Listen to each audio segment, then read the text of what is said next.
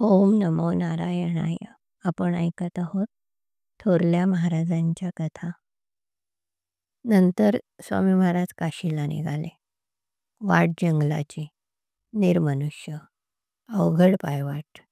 तर जंगलात एक भिल्ला आला आणि सोपा मार्ग दाखवून गावापर्यंत घेऊन गेला.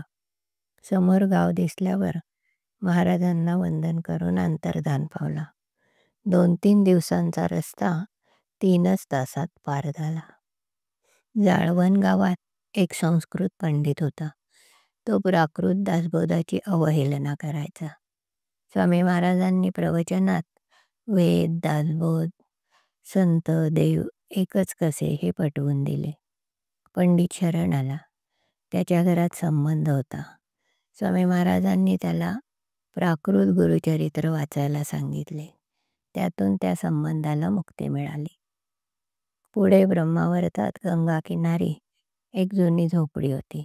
तिथे 8 महिने अज्ञातवासात राहिले. 1814चा आषाढ महिना, महाराजांचा दुसरा चातुर्मास.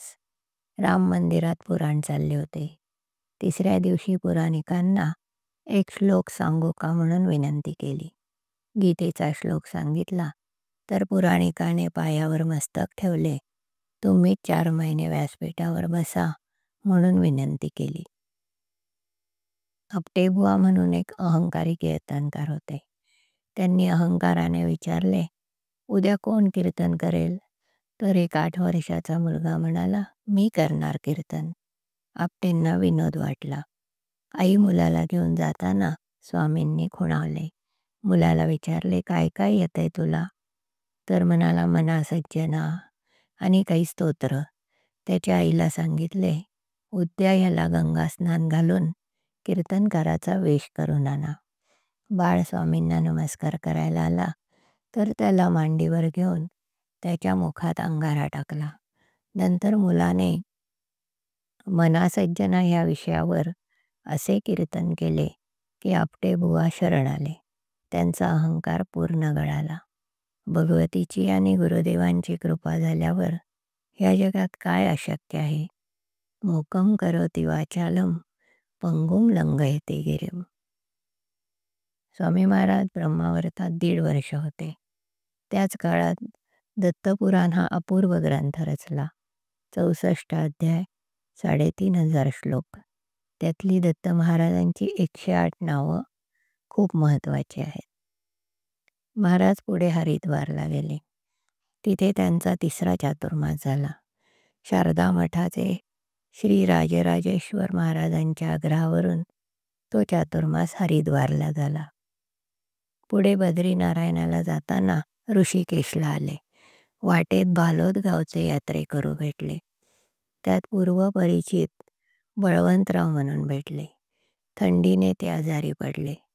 स्थानिक वैद्यांनी चुकीचे औषध दिले.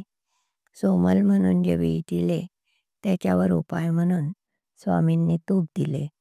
बळवंतरावांना अतिसार झाला. स्वामी महाराज स्वतः सगळं स्वच्छ करायचे. मध्यरात्री बळवंतराव शुद्धीवर आले. भूक लागली म्हणाले. स्वामी महाराज एका हलवायाच्या दारात गेले. नारायण नावाचा तो हलवाई उठला. महाराज म्हणाले, मी संन्यासी आहे.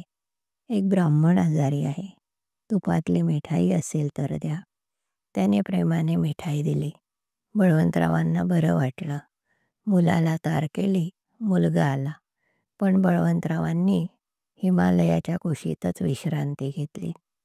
त्यानंतर गुरुरायांनी पुढच्या प्रवासात कोणालाही सोबत घेतलं नाही. हिमालयाला नमन केलं आणि मला पुढचा मार्ग दाखव म्हणून प्रार्थना केली. पुढे बद्री केदारला आले. तिथे 2 दिवस राहिले. मंदिरापासून पुढे नरनारायण टेकड्या आहेत. नरनारायणांच्या दर्शनासाठी तिकडे गेले तर काही अंतरावर कडा तुटला होता. पुढचा मार्ग बंद होता. बाकीचे यात्रेकरू परत फिरले. स्वामी महाराज मात्र तिथेच थांबले. हट्टाने तो कडा उतरून जाऊ लागले तर 2 साधू कडा उतरून समोर आले. म्हणाले, पुढे जाऊ नकोस. त्या साधूंचे तेज अमानवी होते.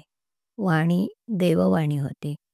तर स्वामी महाराज म्हणाले, मी नरनारायणांच्या दर्शनाला आलो आहे. त्यांचे दर्शन झाल्याशिवाय मागे फिरणार नाही. त्यांचा तो दृढ निश्चय बघून नरनारायण प्रगट झाले आणि त्यांनी आशीर्वाद दिला. आज आपण इथेच थांबू. अवधूत चिंतन श्री गुरुदेव दत्त. हरि ओम तत्सत.